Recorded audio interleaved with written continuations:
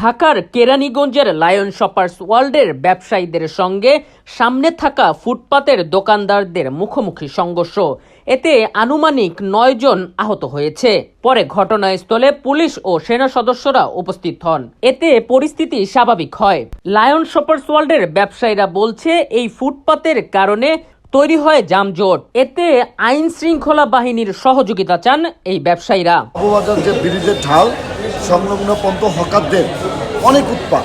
হকাররা এত বিশৃঙ্খলা করে রাখে, জানে কি এই জ্যামটা গাড়ি ঘোড়া চলা বিঘ্ন ঘটে, এই জ্যামটা প্রায় চুনকুটিয়া পর্যন্ত চলে যায়, যার কারণে এখানে হকাররা এবং টিকটক ইত্তেজিনের শিকার হয়, টিকটক করে এবং এখানে মাদক সেবন হয়, মাদক বিক্রি হয় এবং বহুবার এখানে ছিনতাই হয়েছে। একটা বিশৃঙ্খল পরিবেশ তৈরি হয় এই হকারদের কারণে। ট্রাফিক ইনচার্জ যে আছে তার বরাবরও আমাদের একটা অভিযোগ ছিল।